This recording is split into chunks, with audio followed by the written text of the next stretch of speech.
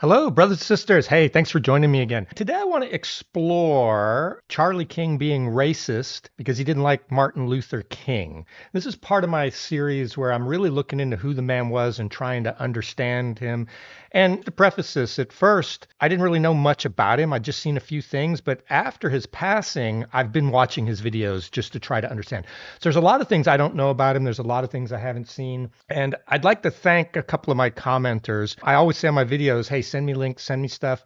And a few people have sent me things, which I really appreciate. And I will try to get to all those if I remember. But I want to start with the Martin Luther King. So let's look at some of the comments that I got. One of my commenters said said MLK was a terrible person and the Civil Rights Act was a mistake. So I've already seen his comments about the Civil Rights Act and I understand those. I'm not sure if I've done a video on it. I'll go back and try to look, and if I haven't, I'll try to do one about that. And then I got another comment because I said I hadn't seen these, that you're not looking hard enough. So of course, the implication is I'm not looking because I don't want to find it. I don't believe it's that. It's that I haven't watched very many of his videos yet. I'm just getting started. And I'm not actually happy with this story here. I'm going to cover Martin Luther King based on this Wired story because I like to actually watch something and react to it. I could not find original video of him talking about Martin Luther King. So that's why I'm going to go this way. This is not my preferred way to do it, but if you've got a link to that, feel free to send it and I'll try to remember to cover that if there's something new in it. So I'm going to go off this Wired article that's very critical of Charlie Kirk because I think that's fair. I spent about an hour today looking for this stuff, and I'm not going to spend all day looking for stuff because I'd rather be making content and talking to you guys and getting the conversation going. And definitely this is getting the conversation going. There's a lot of people that are interested in Charlie Kirk right now on both sides of the argument. And then I got a couple of comments about public executions and why would Charlie be for that. I thought Christians were pro-life, and it's pretty wicked to do public executions. That's kind of the way I'm reading the comment. And I think that's a fair comment.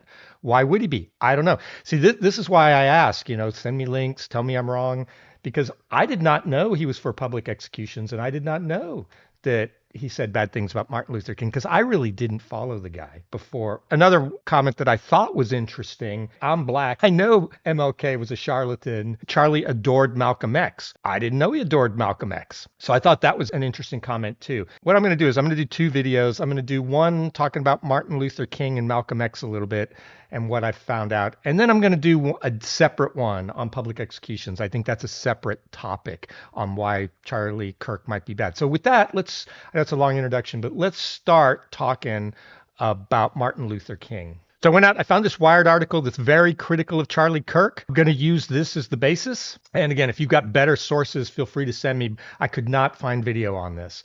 How Charlie Kirk plans to discredit Martin Luther King Jr. and the Civil Rights Act. Turning Point USA founder Charlie Kirk is preparing to launch the campaign against MLK and the landmark civil rights law he helped to enact. And this is from January 24, so I guess it's about a year and a half old.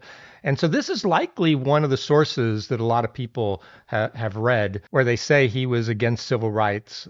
So let's read it. Conservative activist and Turning Point USA co-founder Charlie Kirk has a lot of opinions on Dr. Martin Luther King Jr. Okay. In 2015, Kirk called him a hero. Okay. In 2022, he said he was a civil rights icon. In 2023, speaking before a group of students and teachers at America Fest, a political convention organized by Turning Point USA, he struck a different tone.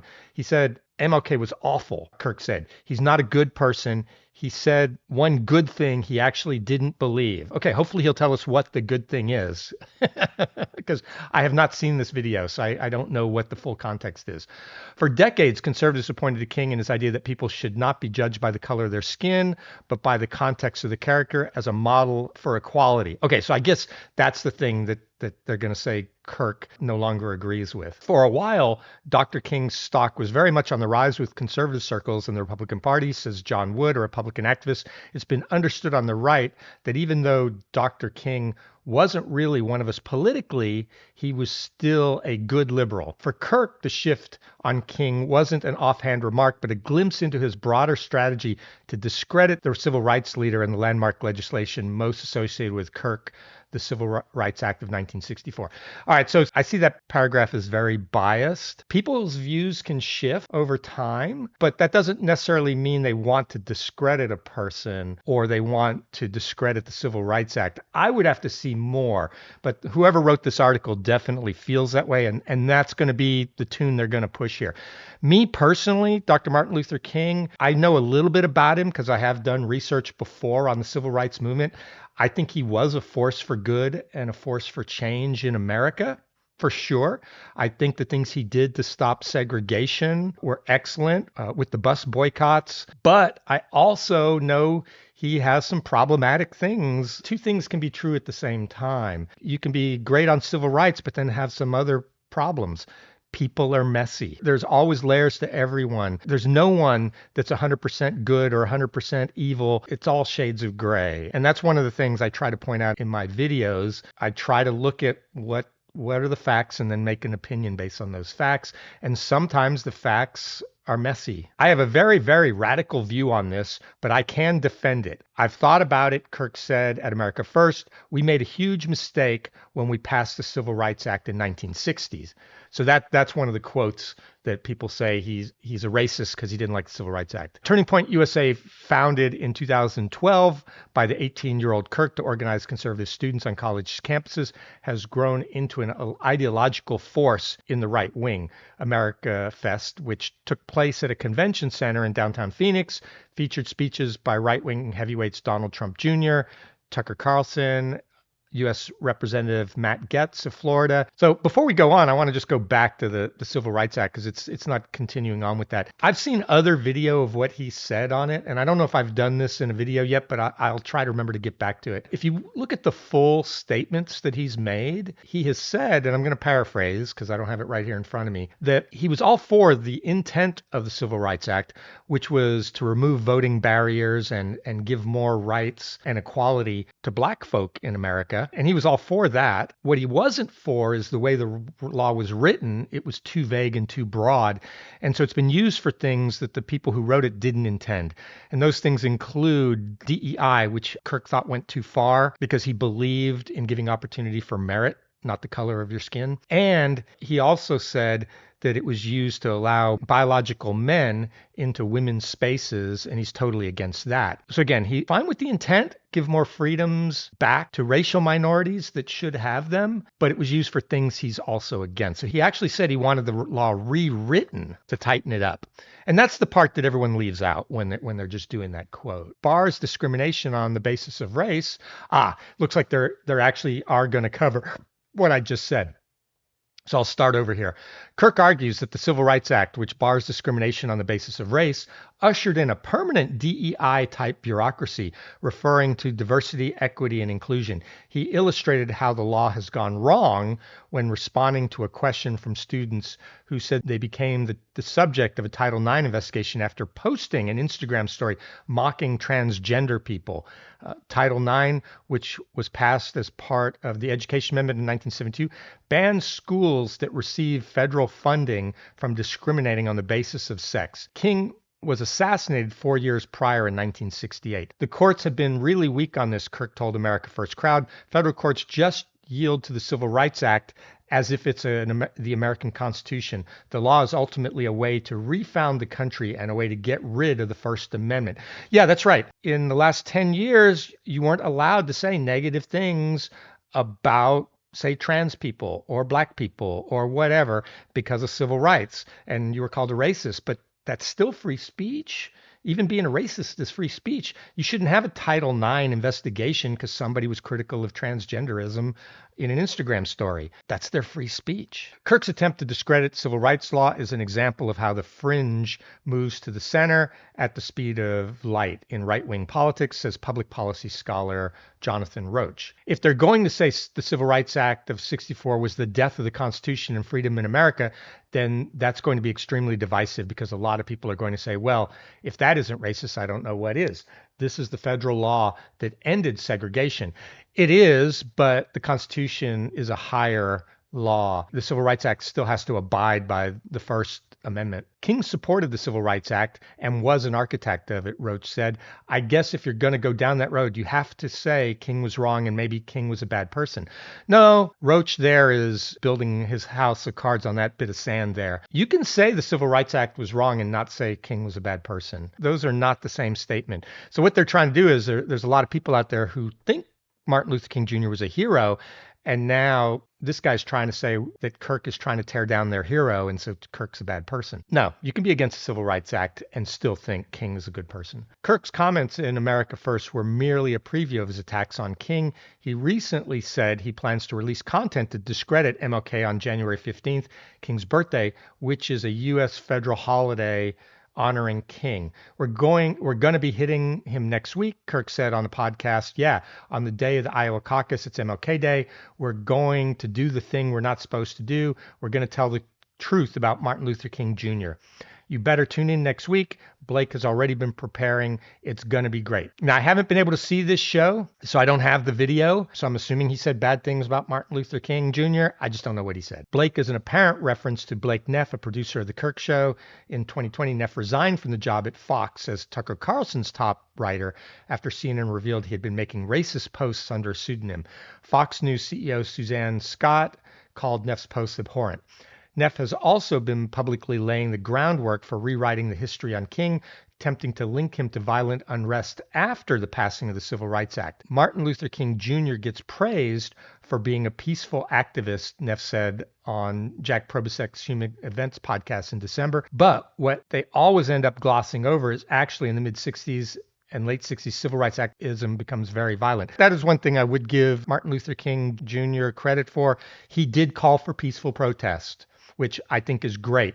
And I know there was a reference earlier to Malcolm X, and Malcolm X did actually call for black liberation and black nationalism and black folk to arm up to protect themselves. So he was a little bit more militant, but I don't have bad feelings about Malcolm X either. I see his statements that I've read in the past on that as really a self-defense kind of thing. I believe in self-defense. I believe in the Second Amendment. I feel black people, if they feel threatened, they should have the right to self-defense and to arm up. So I don't actually disagree with a lot of things that Malcolm X had to say. But I do prefer King's softer, more peaceful protest approach. But I don't think Malcolm X incited violence either. Again, I take it, everything I've read about him, it was more on the level of self-defense. And again, if I'm wrong about that, send me links. A spokesperson for TPUSA, and there's no doubt that there were some black militant groups, some of the Black Panther groups and some others that did do violent protests. But I don't really blame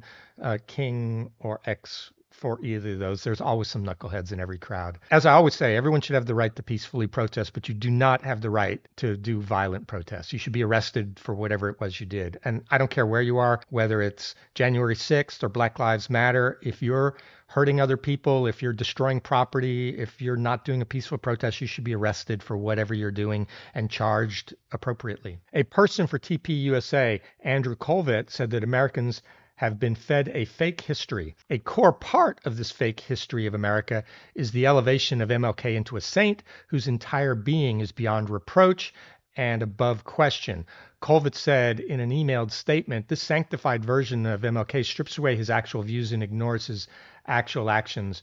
The real MLK was a complicated person. Yeah, I 100% agree with this paragraph. Because he was shot and he was a civil rights leader, basically considered a martyr. And so you cannot say anything bad about Malcolm X, but you're forgetting that he's a flawed person like everyone else, and he had his flaws. The same can be said of Charlie Kirk. People are doing the same thing of Charlie Kirk. Charlie Kirk, some people believe, was martyred for free speech. And so now you can't say anything wrong about Charlie Kirk. But I say no, he also had flaws. He was a person. We all have flaws. And so I think it's fair to call out the good things both of the men did and also call out the bad things. Nothing wrong with that. That's racist, then so be it. I don't care. The attacks on King show how Turning Point USA has become more willing to indulge on more extreme issues that can alienate voters, according to Nick Sergi, executive director of the Watchdog Group, documented, who has researched Turning Point USA for years. A decade ago, when he was launching TPUSA, Kirk avoided hot-button issues like race or abortions, Sergey says.